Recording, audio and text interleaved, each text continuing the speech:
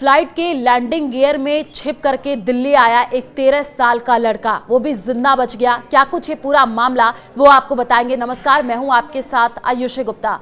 अफगानिस्तान से एक 13 साल का लड़का प्लेन के लैंडिंग गियर में छिप करके भारत आ गया है। यह घटना रविवार 21 सितंबर की है और अफगानिस्तान की KAM एयरलाइन की फ्लाइट RQ 4401 काबुल के हामिद करजई एयरपोर्ट से भारतीय समय अनुसार सुबह 8:46 पर ये रवाना हुई और सुबह 10:20 पर दिल्ली के इंदिरा गांधी इंटरनेशनल एयरपोर्ट के टर्मिनल 3 पर उतरी।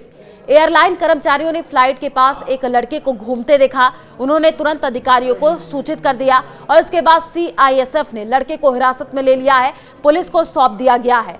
लड़के ने अधिकारियों को यह बताया कि उसने जिज्ञासा की वजह ऐसा किया है, वो देखना चाहता था कि कैसा लगता है। लड़का अफगानिस्तान के जो है कुंदूज शहर का रहने वाला बताया जा रहा है। अधिकारियों ने बताया कि लड़का काबुल एयरपोर्ट में घुस गया था और किसी तरीके से विमान के पिछले लैंडिंग गियर कंपार्टमेंट में जाकर के घुसने में वो कामयाब हो गया। विमान की पूरी जांच के बाद इसे सुरक्षित घोषित किया गया और उसी दिन लड़के को उसी फ्लाइट से अफगानिस्तान वापस भेज दिया गया। सुरक्षा विशेषज्ञों का मुताबिक विमान में पहिए के पास छिपकर यात्रा करना बेहद खतरनाक होता है। 30,000 फीट की ऊंचाई पर तापमान -40 से -60 डिग्री सेल्सियस तक गिर जाता है और ऑक्सीजन भी बेहद कम हो जाती है, जिससे कुछ ही मिनटों में बेहोशी या मौत हो सकती है।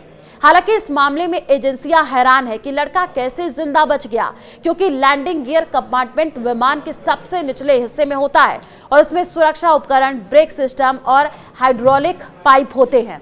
इसी तरीके के छिपने के प्रयासों में जीवित रहने के दर बेहद कम है।